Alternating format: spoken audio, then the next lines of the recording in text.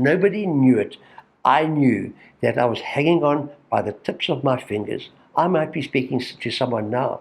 You're hanging on by the tips of your fingers, and no one even knows. Welcome to you.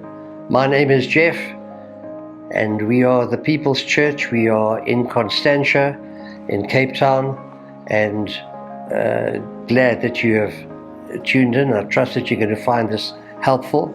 I'm speaking today about mental health, and I need to say something right at the outset.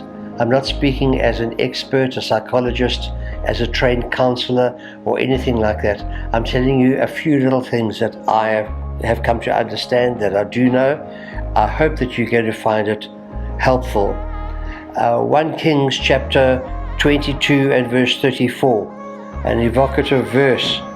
But someone drew his bow at random and hit the king of Israel between the sections of his armor. The king told his chariot driver, "Wheel around and get me out of the fighting. I've been wounded." And that's like a parable of many people in today's world. They've been hit by a stray arrow. It's got in between the chinks of their armor, and they've been wounded in some way, and they want to get out of the fighting. And it is true that there are times in our life where we need to withdraw and find healing in some way or another. I trust that if you are such a person, you've been hit by a random arrow. Stuff happens in life, and something has happened in your life. It's not a question of who's to blame. It's not a question of could it have been done better. It's a question of the arrow has got me and I've been wounded. What's my way forward? How can I withdraw? Do you ever feel that you just want to get off the world? The world's turning too fast and you want to get off and have a rest for a while. I'm trusting that what I have to say today will be helpful to you. And we are living in a season of intense emotional pressure. Even children are experiencing this. The COVID isolation had psychological effects on children. People have written about this often. There is the pressure that comes from the internet and the speed with which news arrives, and the overwhelming sense of doom that we have as we watch the news and as we have catch-ups on our phone, and just as we just feel swamped by gloominess. That's where we find ourselves at the moment, with media and all the opinions and all the cancel culture, and we're living in a spiteful time where people say terrible things, but the worst thing of all is that they've got a facility with which to say it. They've been given a voice. All the haters have been given a voice. All the trolls have been given a voice. And we just find that we get hit left, right, and center. It affects our soul. It erodes our sense of well-being. I want to speak about such people. There's too much emotional noise. We need to somehow cut it out, get it out of our system. You see, the upsurge in flight rage events, you see it on YouTube. If you're a person who goes to YouTube, people shouting and swearing at the air hostess, and fist fights breaking out on airplanes and things like that. Much worse than that are the mass killings that you've had, random shootings in Liverpool, the killings that happen in the United States and in our country as well, and the upsurge of teen and pre-teen suicides.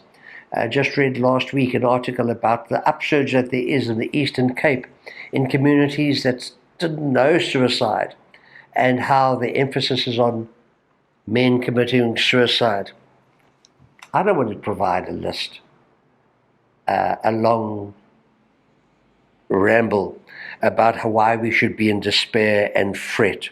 I'm here to tell you that there is a way forwards, and there is a way out of despair.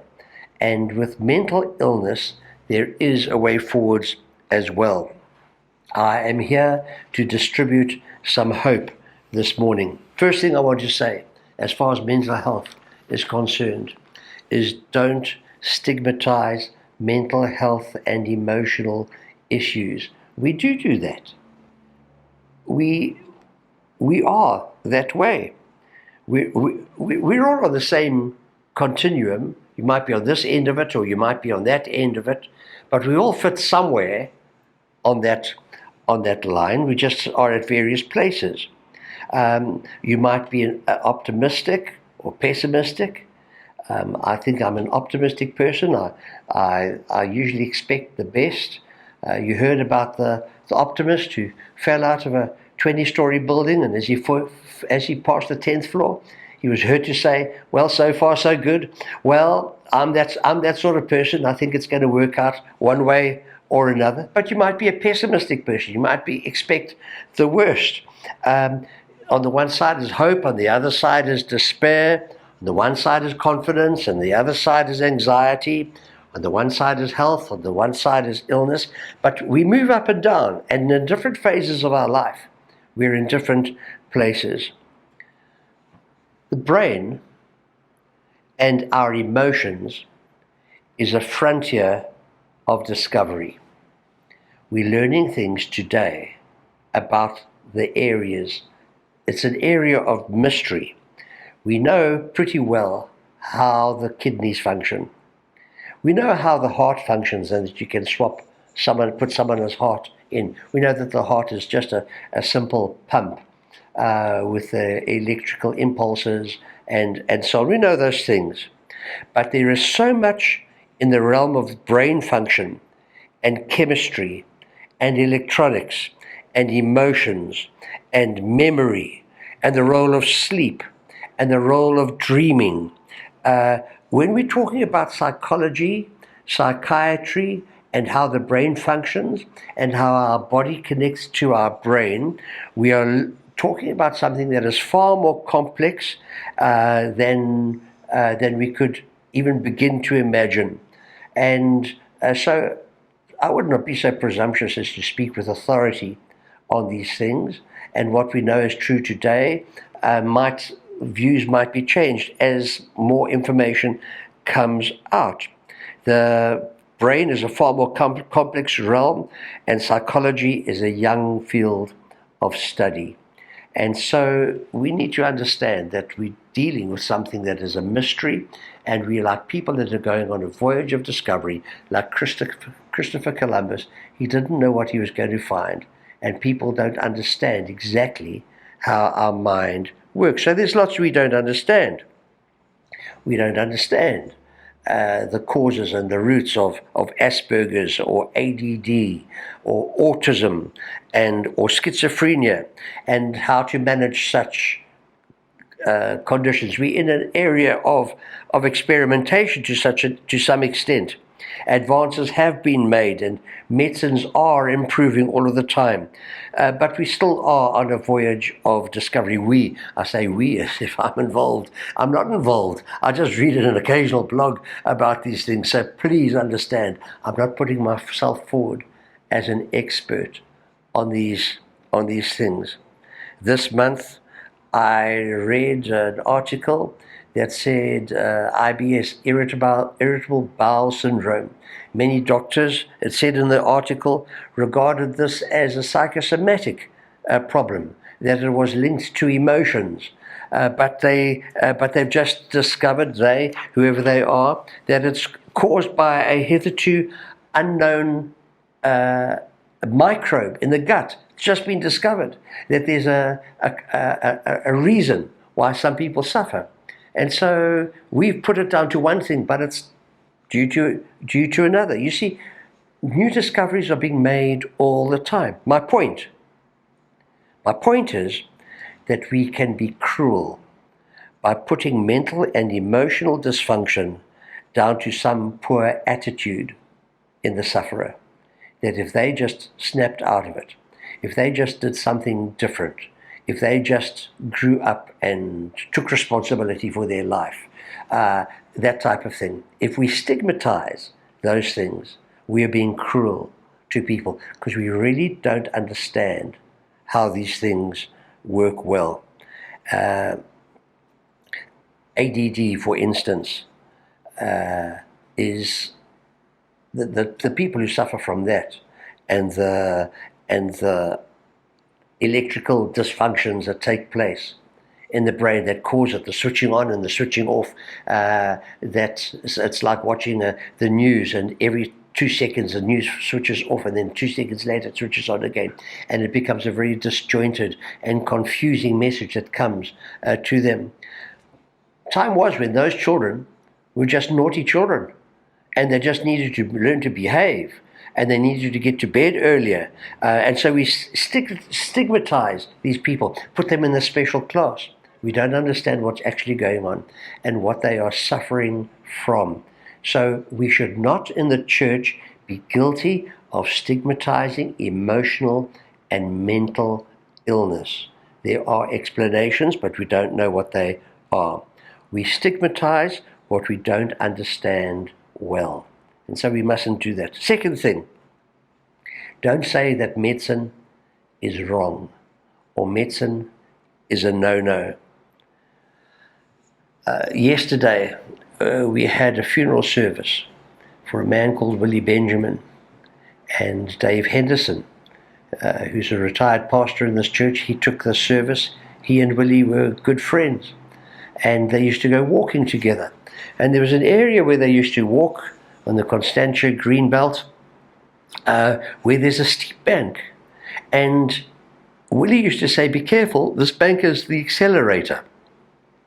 And when they got to it, they'd say, be careful, careful, and they'd help each other, and they'd take little small steps as they went down, because they were walking down the accelerator. And that's a beautiful illustration of life. That in life we walk along the flat pieces, but we get to places where there are accelerators. We hit those patches where we pick up speed, and where we struggle to slow down, and where we struggle to switch off. Those are episodes that happen. We've all experienced it in our lives. And even children have accelerator episodes. I remember as a child, we always used to go to bed at 7 o'clock. I remember that was the time. I just remember Christmas Eve. We used to get our presents on Christmas morning. And so it was so exciting, the Christmas tree and the presents underneath the tree, and to fall asleep on Christmas Eve was so difficult. It was an accelerator. I fell asleep, and I woke up and I thought, it's Christmas morning. And I got up and ran through to the lounge. My parents said, what are you doing? I said, it's Christmas morning. They said, no, it's only 9 o'clock. Go back to bed. And so I had to climb back into bed. Those were positive accelerator events. If you've got negative accelerator events, you struggle to sleep, you struggle to have conversations, you find your mind goes back all the time.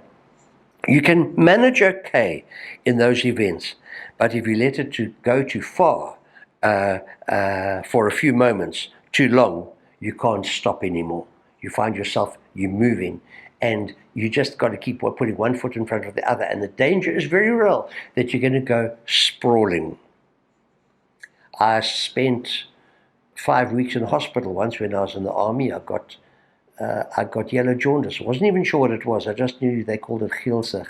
And I was in the army, and as I said, 5 weeks. And I came out of that time in that isolation ward in a very weakened physical state. And I think I came out on a Friday. On the Saturday, I went and I spent the weekend at a friend's house, Tim and Audrey, and they went with their children to the park, and I went along as well. And I remember so well that they put the kids on the roundabout at the park, and the adults went on the sides and ran around to get it going really fast. And I was on the edge, and it went so fast, and I was so weak, I was hanging on by my fingertips. I was just about to go flying off from the centrifugal force. Centrifugal, one of those forces that makes you go flying out, not in. And I was about to go flying out. Nobody knew it. I knew that I was hanging on by the tips of my fingers. I might be speaking to someone now. You're hanging on by the tips of your fingers, and no one even knows. You're in a weakened state, and they're having fun. And you say, I'm going to get hurt over here. You're in a situation of an accelerator event. There does come a time, if you pick up too much speed, that medication becomes necessary. And Christians struggle in this area. Maybe they feel that it's a denial of their faith. Maybe they feel that it's just wrong. Maybe they feel that it's a sign of weakness or of abandonment of what they stand for, some way, a betrayal of some value in themselves. If you broke your leg, you wouldn't have a problem going to the doctor, and you wouldn't have a problem having an x-ray, and you wouldn't have a problem with it being put in a cast. But if you are on antidepressant medicine, you don't want anybody to know, and you feel like staying away from church because you're ashamed. Why is it? Why have we made that barrier between the one type of ailment and the other type of ailment? You don't want anyone to know. I'm not giving permission here. I'm not giving permission to wallow, to give up, to be self-absorbed, and to be faithless.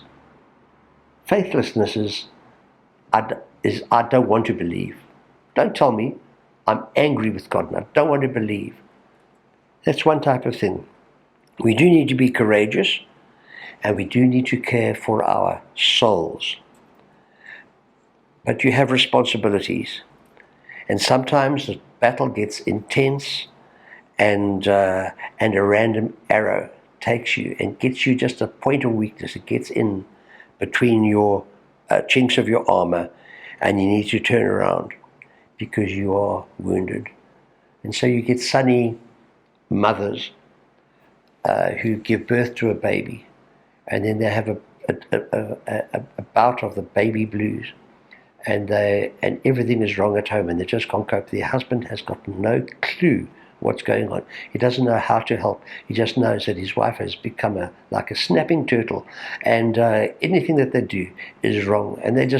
And the baby's crying all of the time, and the mother is out of sorts, and she doesn't know why she feels like she's feeling. And sometimes in situations like that, people need to go and see a doctor and say, I'm not coping. I'm not coping. Can you help me in some way? You do it if you broke a leg. So I'm advocating for that. And when I talk about accelerator moments and intense adversity, when the battle gets intense, when I speak about those things, and where you need to turn around and get out of the battle because you are wounded, when I talk about those things, know this about truth. I often say this. I make the grandkids laugh because I try to juggle in front of them. I get 3 potatoes and I try to keep them going. The kids laugh because I never manage to go for more than two rounds before I drop one. They think it's so funny. I'm not quite sure why, but truth. You juggle truth. What do I mean? If you've got truth and you hold it in your hand, but there are other truths that are in the air. If you hold on to this truth and say, this is the truth, there are other balls that are going to fall on the ground. Sometimes you've got to get rid of this one in order to catch another one, because truth is held in tension. And so, as far as that is concerned, God does care. Prayer does work. But sometimes I need to go and see a doctor in order to care for my physical body. Just keep that in tension. Let me carry on. There is a way forwards. Isaiah 26 and verse 3. You will keep in perfect peace him whose mind is steadfast. Or, in another version, whose mind is stayed on you, because he trusts in you. You'll keep in perfect peace him whose mind is steadfast, because he trusts in you. I've got a little piece here that I want to read to you. It came to me at a good moment. People have got opinions, And you've got to learn to live with people's opinions. And you've got to learn not to put too much weight on people's opinions.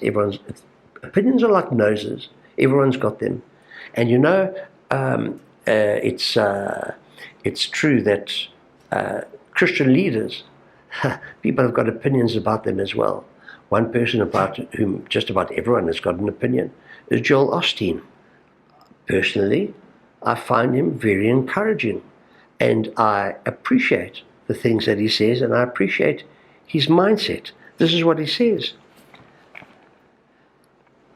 Comes in every day. This Wendy said this to me. Wendy, you may have many reasons for why you get worried, upset, fearful, and not able to sleep at night. But just because it's around you doesn't mean you have to let it in. When you're at peace in your mind, that's a position of power. If you're going to keep the clutter out of your mind, you have to know what your job is and what God's job is. Sometimes we're frustrated because we're trying to do what only God can do. Some things we can't fix. You can't make yourself get well. You can't make somebody do what is right or make some doors open. Our part is to believe, to stay in faith, to keep our mind on God. Then let Him do His part. Trust Him to work it out as well as keep you in peace, and He'll get you to where you're supposed to be. Empty out all the negative thoughts in your mind and program your mind with what God says about you. A mind that is stayed on God is a powerful force. We all have accelerated moments in our life's path. Some are wired, some are assembled with emotional brittleness. We've all got our strengths and we've all got our weaknesses. We designed differently because God has got different work for us to do.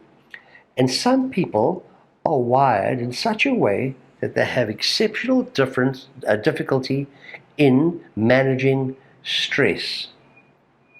They just battle to manage stress. They can't cope when it comes their way. But we all need to manage our inner world to some degree or another. And what he says in this passage, in this little blog that he sends out, is true. There are some things that you can't fix. Reconcile yourself to that. There's some things you can't fix. Remember last week, cast your burdens onto Jesus because He cares for you. Those are the things that you can't do something about. You can't do anything about it because He cares for you. Put your bag down on the floor of the bus. Do your part and let God do His part. Rein in your thinking. Don't let that horse gain momentum. You go to a holiday farm. We used to go to a holiday farm in the Free State, and they had horses for you to ride. And those horses would walk out for 5 kilometers. They would just plod along. And then when you turned around to go back to the farmhouse, they would gallop at full speed to get there. I could never stop them. I was terrified of those things. When they decided to take off, they took off. And then it was hang on like crazy. Your mind will take you for a ride to go somewhere. You've got to rein your mind in. You've got to know how to do that for yourself. And so you must know what God must do, and you must know what you can do. Do your part and let Him do His part, and rein in your thinking. Nighttime episodes. In the middle of the night, troubles always seem worse. They always seem worse. I've got in the middle of the night. I'm not talking about 10 years ago. I'm talking about a few days ago. Just get up. I lie in bed, go to sleep. I can't go to sleep. My mind just goes racing. I think, no, I can't, this is not good.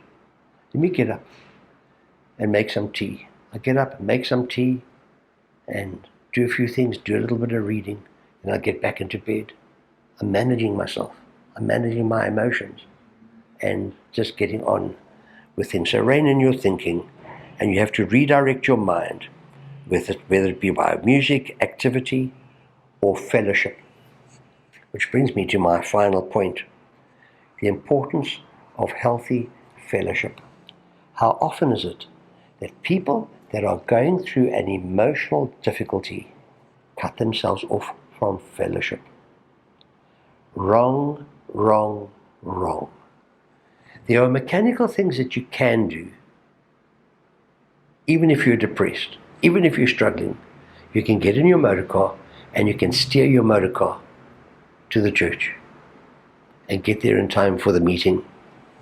It's a lonely person who feels far from God and has got nobody that they can confide in. You need to be in fellowship, connect groups. I don't know how strongly I can urge you. Get into a connect group. Maybe you are on the accelerator right now and practical counsel can't be absorbed or applied because you're in too much of you fritzing too much to take it in. Then speak to your doctor and don't let such a condition settle. Everyone needs a good GP, by the way. But if you are in the lifestyle of being self-absorbed, then you will find yourself short of friends. If you're a person who just talks about yourself all the time and never listens to anybody else, you will find yourself short of friends. If you are self-absorbed, stop it. Stop it. You need fellowship, and being self-absorbed kills fellowship. You will be a draining person. People can take a little bit, but not too much of that. It's so important to take an interest in other people. The Bible says this, it's better to give than to receive. Who's it better for? It's better for you to give than to receive. We take up an offering every week, and I'm going to take up the offering now. But I'm going to do it, I'm not doing it apologetically. I'm doing it to say it's a part of your emotional and mental health to say, I'm involved in something that is bigger than me. I'm involved in something that is strategic. I'm involved in something and making sacrifices for something that I believe in. So I'm not fundraising here. It's a fellowship matter. We need to move from that church to my church, the church that I take responsibility for. I go and I stay in a hotel room. I don't give attention to the decor of that room. I don't look at the quality of the TV set. I don't worry about the furniture. Why? Because I'm not staying there. I'm going to be there for 1 night or 2 nights and then I'm gone. It's not my place.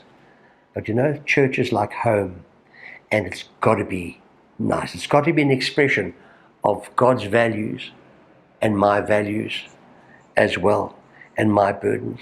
And so if you wanted to take a part, be one with us, join with us. Don't just think of your own life, but think of what everybody is doing and the difference that the church is making. Say, I want to be involved in that as well.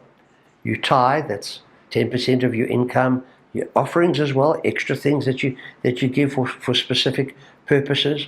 You do that. There is the online that you can give. There's the SnapScan by which you can give.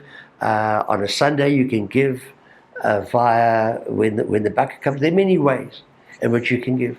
I'm urging you, be involved and don't be self-absorbed, because it is better to give than to receive. Giving and taking an interest in people does you good. It makes you better company. It makes you a nicer person. Last thing, thatch your roof while the sun is shining. Cultivate community while you're in good space. So much more to say, but I think that I've said enough for right now. Emotional health. If you're struggling and you need help and you need someone to talk to, don't stay alone. Make contact via WhatsApp. Write us an email. Somehow, just make contact with us. And I don't know what we can do. I don't know how we can help. But at least make contact and we can start a conversation and start a fresh direction in your life's journey. God bless you. You have searched me, Lord, and you know me. You know when I sit and when I rise. You perceive my thoughts from afar. You discern my going out and my lying down. You are familiar with all my ways. Before word is on my tongue, you, Lord, know it completely. You hem me in behind and before, and you'll lay your hand upon me. Such knowledge is too wonderful for me, too lofty for me to attain. Where can I go from your spirit? Where can I flee from your presence? If I go up to the heavens, you are there. If I make my bed in the depths, you are there. If I rise on the wings of the dawn, if I settle on the far side of the sea, even there, your hand will guide me. Your right hand will hold me fast. If I say, surely the darkness will hide me, and the light become night around me, even the darkness will not be dark to you. The night will shine like the day, for darkness is as light to you. Search me, God, and know my heart. Test me and know my anxious thoughts. See if there is any offensive way in me, and lead me in the way everlasting.